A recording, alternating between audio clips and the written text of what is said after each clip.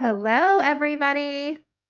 Welcome to our Monday night power call. So excited to be here with you all. My name is Mandy Bowles. I'm co-head of business development here at Immunotech, and I have my counterpart, Mary Beth Dodd. Hey, She's on everybody. here.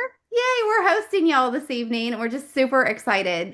Tonight, we have a really special guest, Dr. Jimmy Gutman. He is a world-renowned expert in glutathione research and an author, and he's just an incredible wealth of information. And if you're not familiar with him tonight, you get to be. The intent of this call is to really give you a foundational groundwork. We know we have so many new consultants that are watching this evening, new customers who are really just learning and just figuring out what this really means and how they can really communicate this to potentials and potential customers as well. We're translating tonight in French, so just make sure to just kind of keep active in the chat. Let us know where you're coming from, what you're excited about, and like what you're really hoping to kind of come away with this evening. But we're just really thrilled that Dr. Jimmy Gutman really agreed to come on this evening because we know it's going to be so helpful. So we're here to lay the groundwork. We have lots of questions for him, and we're just going to go ahead and kick it off. All right. So, Dr. Gutman, thank you so much for joining. We're just thrilled to have you here. My pleasure, Mandy, and hi, Mary Beth. We're going to have some fun. It's going to be fun for sure. All right, we have question number one. We have lots of people here tonight who are super new to this glutathione conversation. So, can you tell us a little bit about and explain at a cellular level what glutathione is and why it matters so much to human health? Well, just like the Cliff Notes, top level's great. And we're just really excited to hear how you can skinny that down for us. Well, let's talk about what glutathione is first. Um, I think glutathione is the most important substance found naturally in your body that nobody's heard of. So, if your listeners are new, you'll appreciate what I'm saying. I'm sure there's some people that are well versed in glutathione and immunocal, but for the general public, glutathione still is a rather strange word. But in the medical literature, well, there are thousands of articles written about glutathione. There's a website called pubmed.gov. This is a website that every researcher uses every day, that most doctors will use at least once a week. It's a website that has all of the original research articles that are published in peer-reviewed journals. So it's the major source of research. On PubMed, you'll find just about 200,000 articles on glutathione. Now, what does 200,000 mean other than being a pretty big number? Well, if you look up vitamin C, on PubMed, you'll find maybe 70,000 articles. If you look up vitamin E, maybe another 40. So there are more articles written on glutathione than vitamin C and vitamin E put together. So this is in the faces of most researchers and most doctors, and this wealth of information, this avalanche of information, is going to trickle down into the general public. And I guarantee you that in the next couple of years, all of you will be using the word glutathione as commonly as you use a word like antioxidant. So that's inevitable. That's coming. I guess the next question you may ask is, well, what does glutathione do? Well, if I was speaking to a group of doctors, I'd be able to look at 30 or 40 different things that glutathione does on a cellular level. But for most of you, if you can remember four things, these four things will probably explain 90% of what glutathione does. And the way to remember these four things is to remember this: glutathione, what a great idea. So idea, four letters, I, D, E, and A. What do these stand for? Well, I stands for the immune system. D stands for detoxification. E stands for energy, and A stands for a master antioxidant. So, just very briefly, the immune system could not function were it not for the presence of glutathione.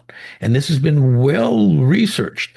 People with low glutathione levels are going to be immunocompromised. They're going to be susceptible to catching whatever illness or whatever disease.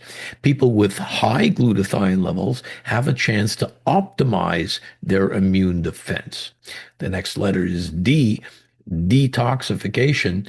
So, what does glutathione detoxify? I think a better question is an easier one to answer is what doesn't glutathione detoxify?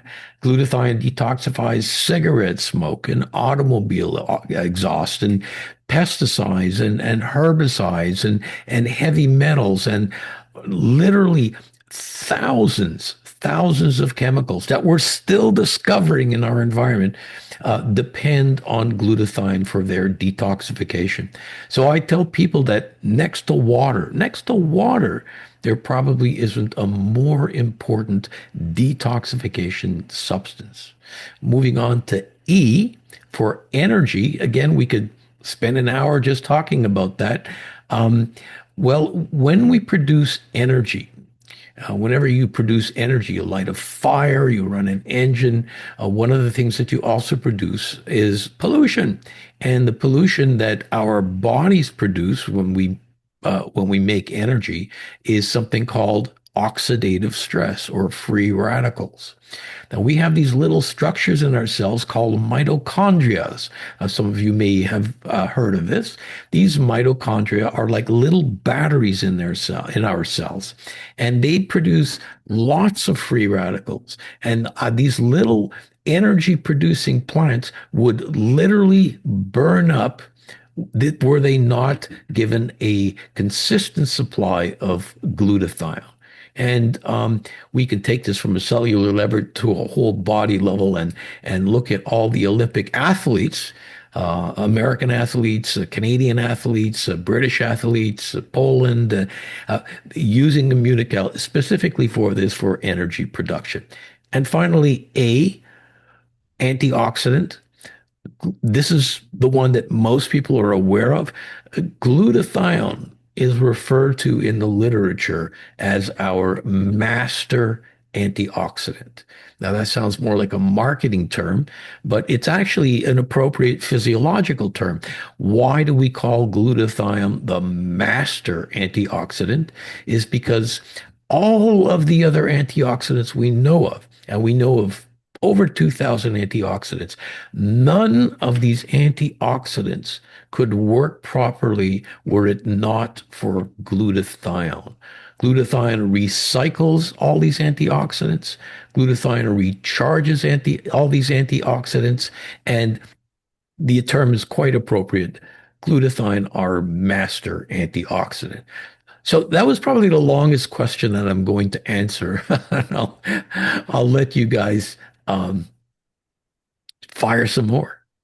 Wow, I feel like that's so helpful. I think glutathione is something that even I didn't hear about for over just a little over a year ago. And I feel like, learning every day and then it's showing up on our news feeds. And so to be able to confidently speak to what it really does is going to be so helpful for so many. So thanks so much for sharing all that. Some great takeaways, the idea. I think we can pop this in the chat. I for immune, D is for detox.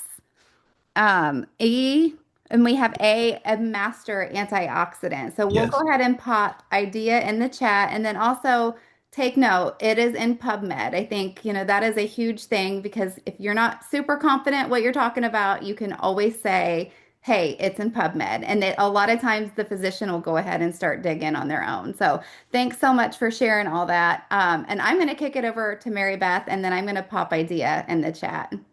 That's awesome. Thank you, Dr. Gutman. I think you did such a good job of just making that palatable for all of us. So that was so helpful. We are seeing, it was a great point Mandy just made. We are seeing all of a sudden glutathione is popping up different places. People are talking about it. People are trying to figure out how to solve for it, you know. But tell us why glutathione isn't typically effective when we take it orally, and how does ImmunoCal approach that a little differently, you know, compared to like NAC or just taking regular whey protein? So these are extremely important questions that people really do need to understand.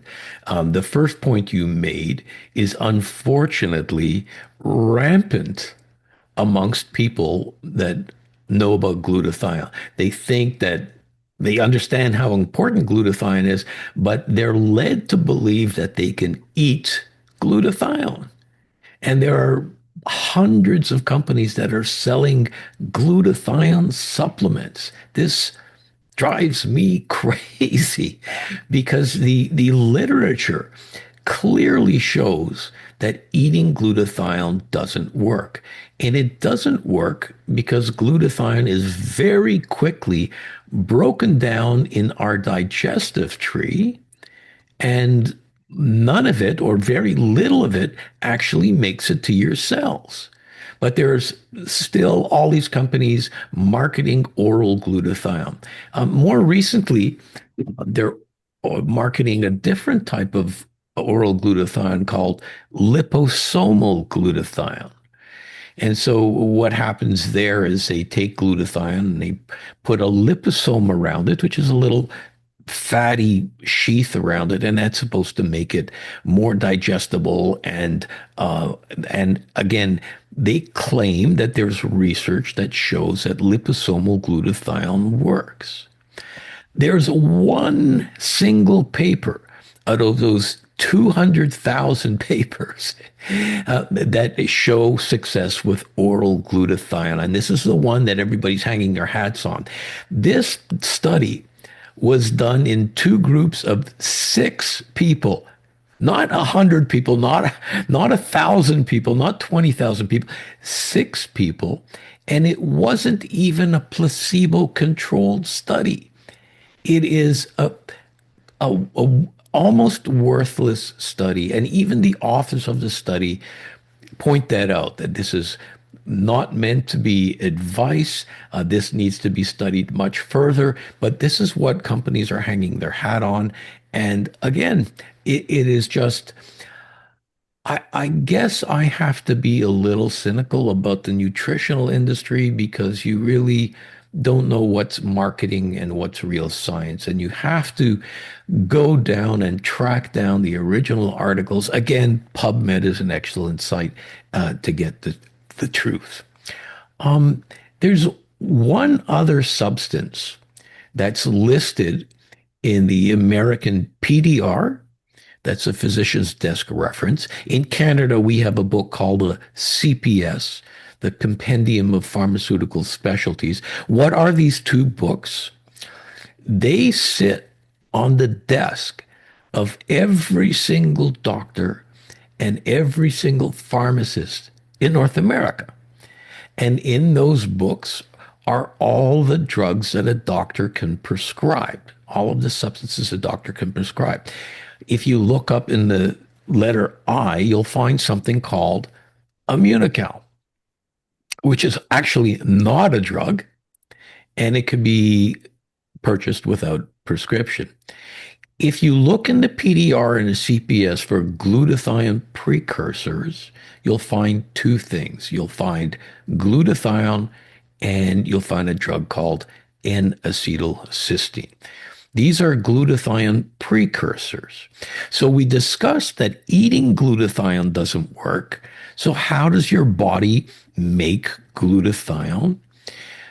If you feed your cells the building blocks that the cells require to make glutathione, the cells are little glutathione manufacturing plants. And you give the cells these specific nutrients and they make glutathione. And the two precursors that are recognized by the medical field are Immunical and NAC. Now, NAC is a wonderful drug. I use it in emergency situations. I use it to treat people who have taken an acetaminophen overdose, a Tylenol overdose. This is actually the antidote to acetaminophen overdose. You see, acetaminophen, people think Tylenol's safe. I mean, it's recently come out that it's not that safe. But anybody on this program tonight, if you were to swallow a whole big old bottle of extra strength Tylenol, that would probably be fatal most of the time. And people don't know this. And it's actually a really awful way to die because what happens is your liver kind of falls apart in 5 days. Now, I'm glad that an acetaminophen overdose takes 5 days to kill you. I mean, you're both looking at me like I'm crazy. Uh, the what most people who take a Tylenol overdose, I mean, they usually take it in a fit of rage or anger or while they're drunk. They wake up the next day going, "Oh my God, what have I done?" And they have a chance to make it over to the emergency room. And if I can get my hands on you in the first 24 to 48 hours, I can save your life. Remember, it takes 5 days to kill you. If I get my hands on you in the first day or two, I can save your life. And the way I save your life is by giving you a drug called NAC to raise your glutathione levels so your liver can detox itself and you're protected and you're alive. Now, NAC, again, fantastic drug, very effective, but it has many problems like most drugs do. There's a certain toxicity that's associated with NAC. It makes you feel sick, usually gastrointestinal side effects like nausea, vomiting, and diarrhea and cramps. And it also has what we call scientifically a short half-life, which means it hangs around for 3 or 4 hours and then it's gone. So you need to take it 3 or 4 times a day. And if you felt sick the first time you took it, you're going to feel 4 times as sick the fourth time you take it. And there are other major advantages that Immunical has over N-acetylcysteine, but N-acetylcysteine is the one drug that's studied the most in raising glutathione. But again, you want a natural way of raising glutathione. So your real alternative that's been accepted scientifically is Immunical. Oh, wait, you had one other question. Other whey proteins. Yeah. Yeah, that's another very popular question that people are going to ask. Well, I can buy whey protein. I can buy even whey protein isolate. What's the difference between Immunical and other whey proteins? Well, in the manufacture of commercial whey proteins, first of all, there's a lot of agitation, there's a lot of mixing going on, but most importantly, there are high temperatures that we use to pasteurize the whey. Whey is ultimately a milk product, and milk needs to be pasteurized. This heating and this mechanical agitation destroys the glutathione precursors in whey. It's the glutathione precursors are what we call very thermolabile. These are sensitive proteins that get broken down easily by heating. So when you're getting a commercial whey protein, you're getting a really, really good source of nutrition, but you're not getting anything that will raise glutathione levels. We preserve the natural state of these whey protein precursors in our Immunical through something called bonded cysteine. And again, when the listeners, if you have more time, you could look up. In fact, I have a video on what bonded cysteine is. Maybe what I'll do is I'll put in the chat box an address where you could find all of my videos and many of your questions um, will be answered there. Not just what is Immunical, why is glutathione important, what is bonded cysteine, but you'll also be able to find videos on what glutathione does in autism, in heart disease, and diabetes. And so if you got a couple weeks, you can sit and watch these videos. Incredible. So good. Wow. I feel like there's so many nuggets to just glean from this evening so far. So feel free to drop your favorites in the chat. I think that's so good because, hearing it from other people helps us retain that information even better. So, all right, we have another question for you, Dr. Gutman, Yes. and it has been popping up a whole bunch. So many questions about autoimmune conditions. I think it's, really a known thing right now. People are really more aware of autoimmune conditions than ever before. So, can you tell us at a high level what's happening in the body with autoimmune disease in terms of inflammation and immune regulation, and maybe even a sneak peek at what part glutathione can play in that?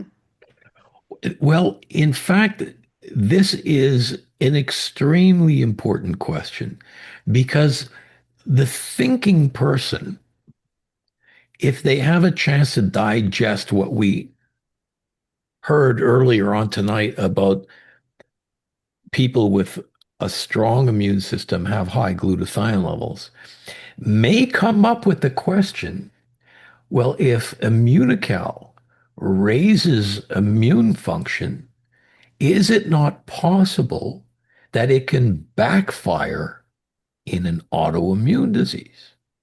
Hmm. Is it possible that raising glutathione will make an autoimmune disease worse? And the answer is no. Next question. No, I'm just kidding.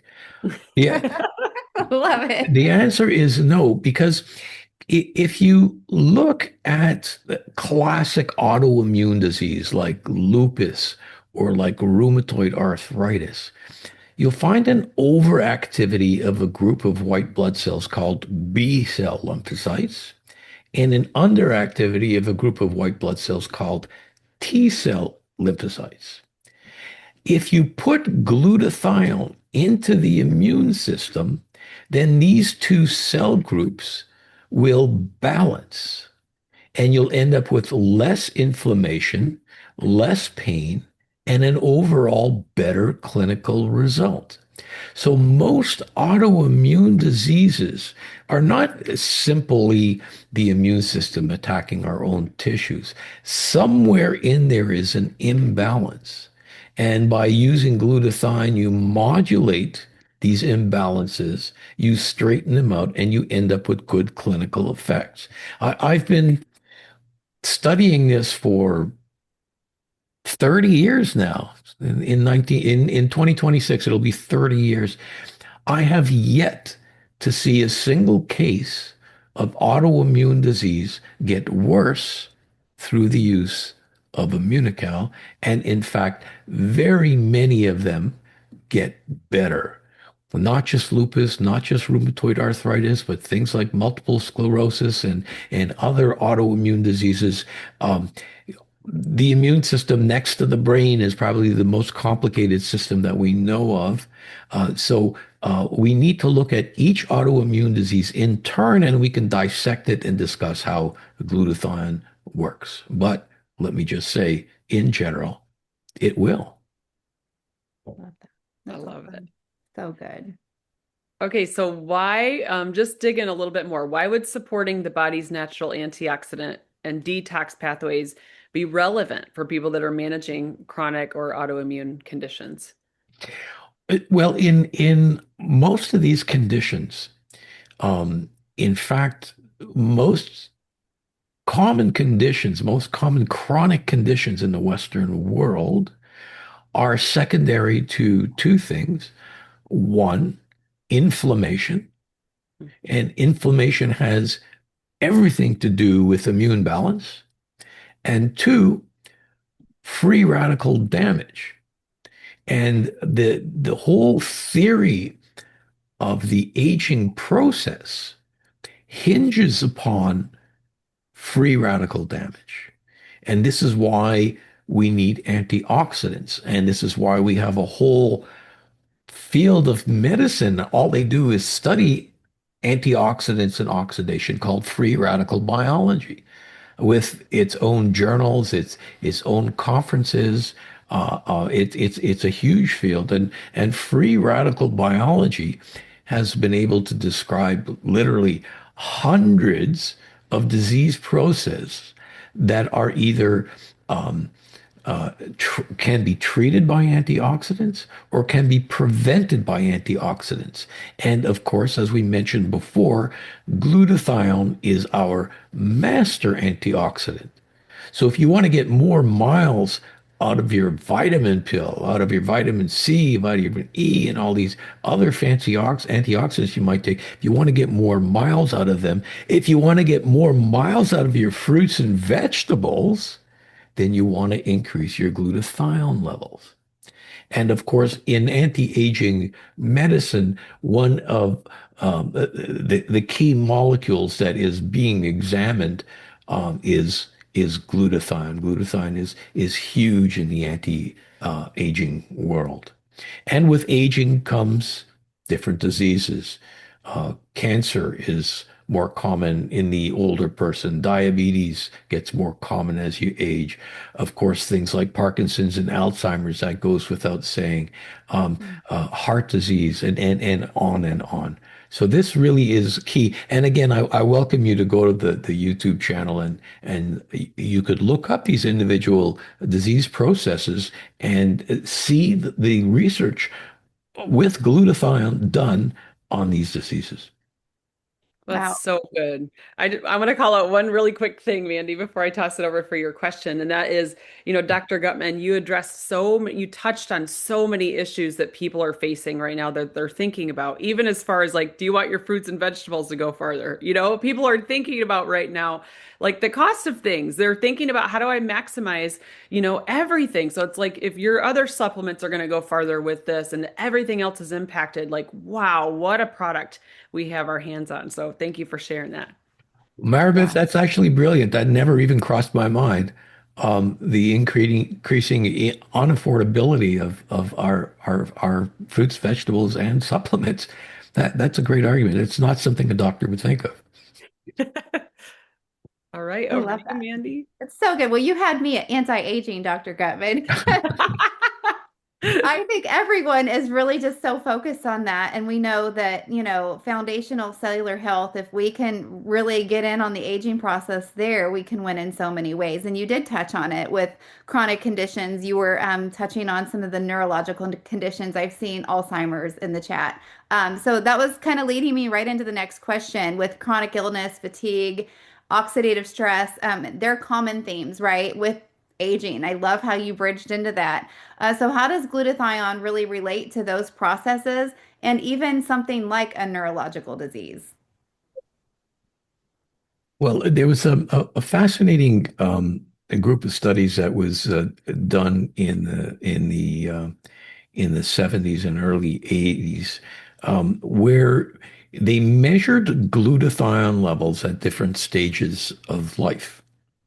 So they were able to come up with graphs that showed glutathione levels at this age and glutathione levels at that age. As it turns out, glutathione levels drop as we age. And after about age 20, we lose about 10% of our glutathione every decade. So someone my age, between 40 and 80, you're supposed to laugh at that. Take a Um, seat. I would be missing probably half of my uh, younger glutathione levels were I not doing something about it. But something interesting happens. Glutathione levels continue to drop and drop and drop. But if you look at glutathione levels in people who are like 100 years old, all of a sudden you find that these individuals have excellent glutathione levels. Mm. So I love asking when I'm speaking in front of a room, I ask the audience why. And most of the time I don't get the right answer. And the answer is that's why they're 100 years old. They had the genetic ability, the genetic and environmental predisposition to maintain high glutathione levels. And that's how they made it to be 100 years old. Their friends and their enemies that didn't have this advantage were selected out of the population. This is natural selection at its finest. And so we went on and just from just measuring glutathione levels with aging to measuring glutathione levels in sickness and in health. And again, clearly, the healthier you were, the better your glutathione levels were. The lower your glutathione levels were, the more likely you were to either suffer from chronic disease or succumb to your disease altogether. So it's such a tight correlation with glutathione and the aging process. Um, this is where all of the research is being put into now in anti-aging medicine. Wow. I mean, I think that just makes me think out loud to something I've heard over the years. For me personally, having autoimmune conditions where the old adage is they come in threes. Well, now that makes sense, doesn't it? Right? When you know that they're linked to low levels of glutathione, right? So there's just so many ahas just listening to all this content. And this is just so great, Dr. Gutman. Thank you. Yeah. Well, speaking about the aging process, I think you also asked about neurological Neurological. disease. Yes. Yeah, yeah. Um, if you we used to do this more often. Now we have other ways of measuring glutathione. Uh, when an Alzheimer's patient or a Parkinson's patient died, sometimes they would donate their bodies for research, and um, we would do biopsies on their brain, and we would find extraordinary low levels of glutathione levels in their brain as compared to dead people that didn't have Parkinson's or Alzheimer's. And in the case of Parkinson's, when we extracted out the specific area of the brain that was affected by Parkinson's, something called the substantia nigra, when we would look at glutathione levels in the substantia nigra, they would be a minuscule fraction of normal glutathione levels. Nowadays, in the last few years, we have the ability of measuring glutathione levels in living brains. We Mm. could fine tune an MRI machine to specific frequencies where we could determine glutathione levels in a living brain. And this is like Star Trek to me. Um, and sure enough, people with Alzheimer's, people with mild cognitive impairment, people with Parkinson's, they're all showing up having low glutathione levels in the brain. Just amazing. That is incredible that Yeah. you can measure it that way. Yeah.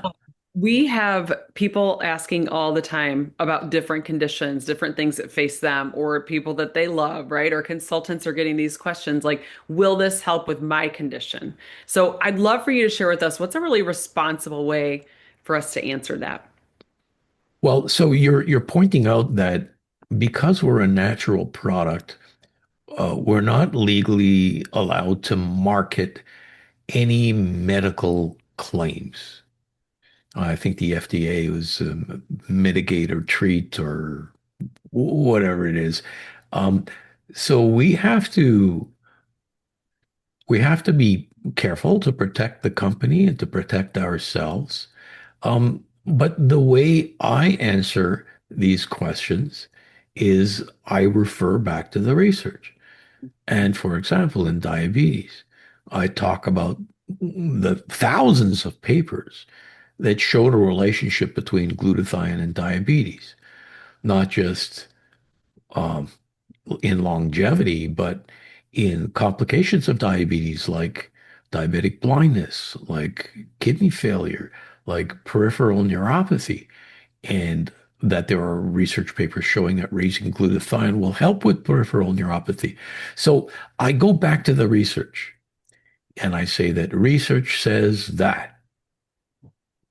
And when it comes to Immunical, now Immunical is one of a handful, just a small handful of nutritional companies that actually do their own research.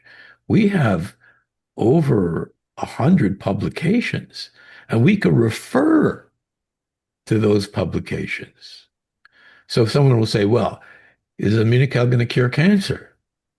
Well, I say there right now there is no cure for cancer, but we do have, for example, a paper.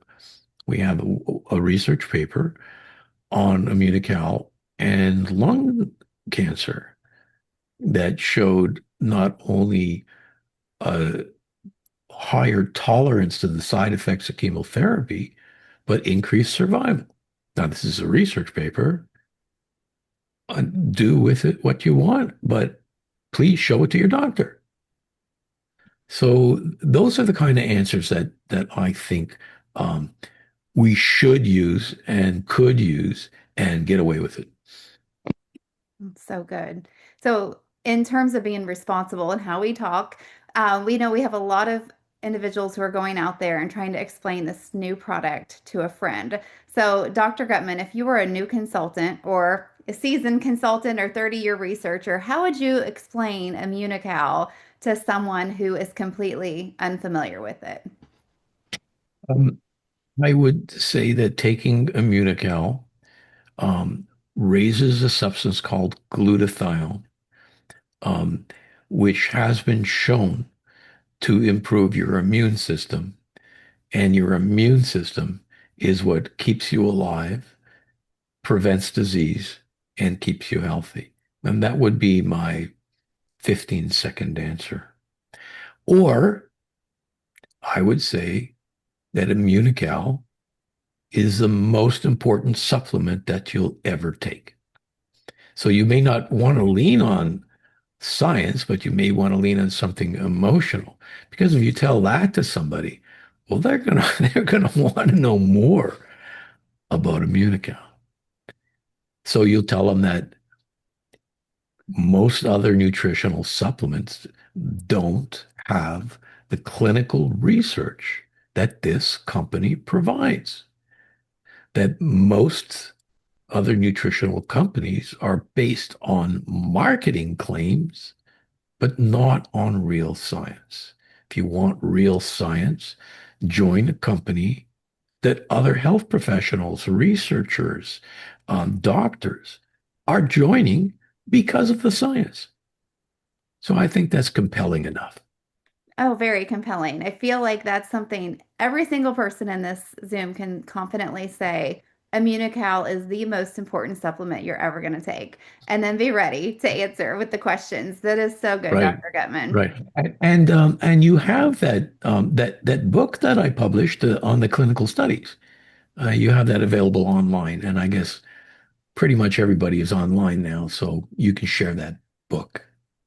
That's wonderful. And I love just drawing attention to the fact, you all, as you're listening, that there's a difference between a great marketing spiel about a product with claims and it's flashy and it's amazing, and actually having, what we have to back this product. It's like there is no comparison. So I think even bringing that up to people as they're asking you questions and they're wondering why this product and why not something else, like that is so key. And so I think, Dr. Gutman, just address that for a minute because I know there are people here who maybe they're hesitant because they've been burned by supplements before, or as they're sharing with someone, they're like, well, I have a closet full of all these supplements, but what do Yes. we want them to Yes. understand? Why is Immunocal better and best? It's quite simple. It's about the published research. Um, it, any substance. Let me talk as a doctor and for doctors now. Um, and this should extend to other health professionals as well. You cannot recommend a substance to anybody, whether it's a natural substance or a drug, without having substantial research, which includes human research done on that specific substance. And not just human research, but randomized, placebo-controlled, double-blind studies done on humans. Now, I know for most people those are new terms, but they need to become familiar terms. Because if you have a son or a daughter or a nephew that's in college, they'll recognize these words. They'll know what you're talking about. And you need to base your decisions on these studies and not on marketing. Marketing is, well, I can't tell you the frustrations I have looking at some of these websites. I Mhm. just want to scream, prove it. Where's the proof? And we have the proof. And we also show up in the PDR and the CPS, which also gives us tremendous validation. These other substances generally are not there. Yeah, great point. And I think people are so careful right now. They want proof. They're starting to realize, that Yes, they need that. And so, man, we have a leg up as far as that's concerned. yes, yes, absolutely. So, with the lens going forward, we're looking in the future. Dr. Gutman, what really gets you excited about glutathione research and potential new developments that are going forward? I think that there are two fields in science that are really rapidly expanding, that really didn't exist very much in the past. One is genetics and a new branch of genetics called epigenetics. We used to think that our DNA um, held the key to everything. We had our DNA, which determined our genes, and our genes were going to determine our health outcomes. We've learned something called epigenetics, which is epi meaning outside, things that lie outside of the DNA that influence the way DNA acts. And we have actually one epigenetic product in our booster, which is an NRF2 stimulator. And again, I'm not going to get into the science now, but now we've learned that we can influence the way our DNA works. And we can do that through our habits, through our nutrition, through avoiding toxins, and through supplementation. So this is one big field that we're looking at. And the other big field is the brain. And we're just really just scratching the surface of our understanding of the brain and neurochemistry. And we're doing a lot of work looking at glutathione and the brain. So that is probably going to be our next bunch of research papers that we're going to put out. Wow, I can't wait. That's so Yeah, me too. good. Love that.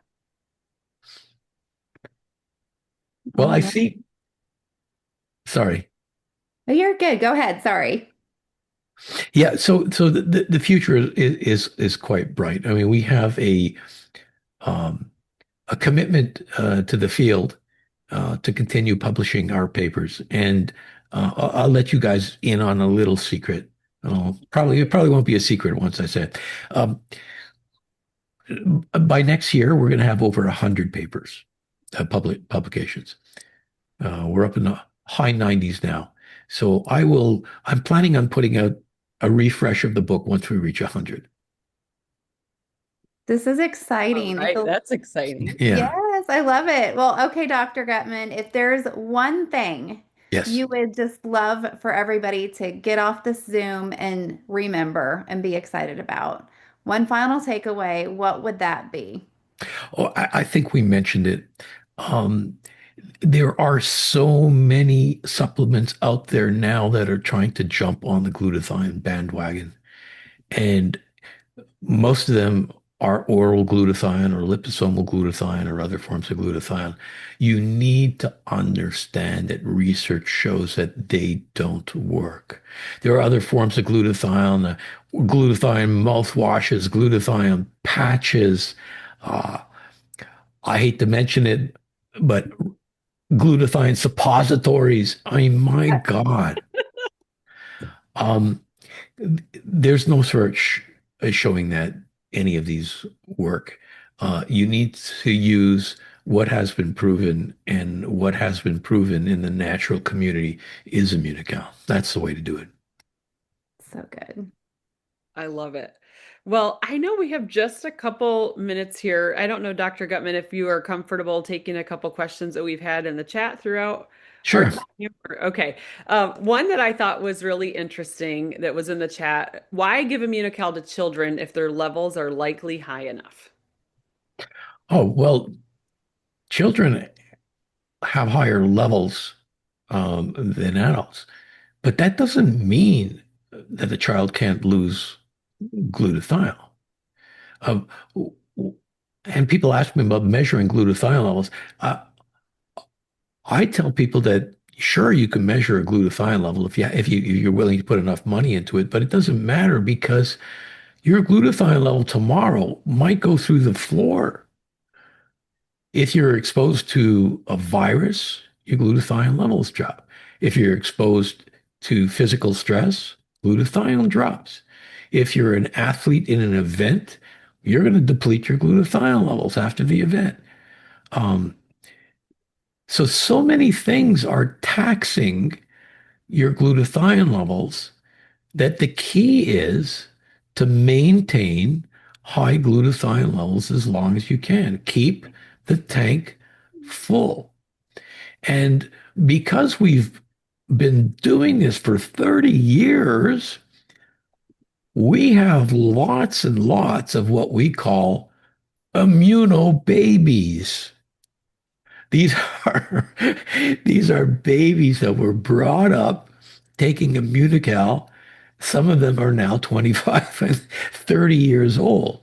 And for sure, they have far less childhood illnesses, far less time having spent at home sick, far fewer ear infections and sinus infections, far less allergies. You want a healthy kid, put them on Immunical. And given the amount of new toxins that are in the environment these days, and not even to mention the more virulent viruses that are going around, you want to protect your kid from the 21st century. And this is one way that you can have an edge. Oh, I love it. Such a great picture, right? I love the immunobaby concept. Um, Yeah. so We've fun. met one. I think we've met one, haven't we, Mandy? Yes, I feel like we have. Okay. Yeah. All right, we have heard so much talk lately about the MTHFR mutation. I think that's such a buzzword right now on social. So, can you tell us a little bit about what makes Immunical's non-denatured whey protein particularly relevant for people with the MTHFR mutations? So this mutation is more and more recognized, and it's more recognized because we're getting increasingly, in fact, exponentially better at determining the human genome. So what was really a mystery 10 years ago, now you can spit into a bottle and get your genome tested and find out whether this gene is not just missing, broken, but even subtleties in how the gene's not working. And one of the things that happens when this gene isn't working is that there are certain metabolic cycles that take place in the cell that just aren't working properly. And one of the cycles, and again, you could see this in in my videos. I have a couple of videos on autism. Autism is one result that where this MTFR gene is severely disturbed, where they're unable to make glutathione. So their ability to make glutathione is impaired. And it's very hard to do without diagrams, but you could look at the presentation and I show you exactly where this cycle isn't working and how jumping into the cycle by delivering cysteine is so important. Um, this gene affects not just autism, but depression and anxiety and so many neurological disorders. They all need to be looked at separately because it's a lot more complicated than it seems. But definitely injecting cysteine into that cycle will help with the deficiencies that come from this gene abnormality. I wish I Wow. could do without diagrams. It's so hard to do, but look it up. Go see the videos. I love that. Thank you so much. One other question that's popped up um, frequently is what interactions could this potentially have with someone, like negative side effects with someone with a chronic condition, maybe autoimmune? How would you address that, or how would you recommend someone to address that concern or question? Well, when we look at the PDR and the CPS, again, I mentioned that that sits on the desk of every pharmacist and every doctor. There are very few contraindications. In fact, there's only one major contraindication, and that is with people who have received a living organ transplant. For example, if you're a kidney recipient, you're taking drugs to suppress the immune system because you don't want to reject transplantation. So theoretically, taking Immunical would raise the immune system and potentially provoke a rejection of the transplant. I've never seen that happen ever, but it's a theoretical possibility. So that's a major contraindication. There are some minor contraindications. One, if you happen to be allergic to specific milk proteins.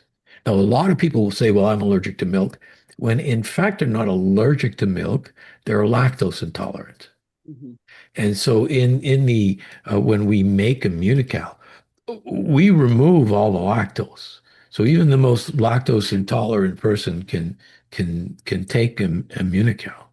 But there are people that do have specific milk protein allergies. Now, when we look at that group, 80% of the people that have milk protein allergies are allergic to a protein called casein. We're not interested in casein for Immunical. We take the casein out. So there's a small percentage of people that might be allergic to it. Then you have side effects like cramping. And usually we see this in a person who's taking a whole bunch of Immunical or an older person in the summer. Now, why in the summer? Because that's when older people, in fact, you guys too, will get relatively dehydrated. So the treatment for cramping would be to increase your fluid intake. And finally, there's something very rare called a detoxification reaction, where you've got so much toxins in your body, they're stored up inside of your cells. Immunical raises glutathione and they're detoxified, but they need to go somewhere before they're out of your body. So they go from your cells and they enter your lymphatics and your bloodstream, and you get a detoxification reaction, which might be nausea or headache or fatigue.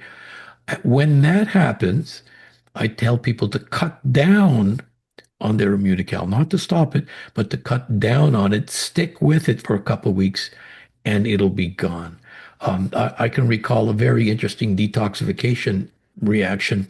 I was in a farming community, I think it was in Nebraska, um, where most of the time the husbands were the farmers and the wives took care of the homestead. And the women would start their husbands off with 3 pouches of Immunical right away. Get right. I guess, yeah. So I guess that's okay, but where's the hurry? And they told me that their husbands stank, and they stank of a pesticide that they had used 3 years earlier.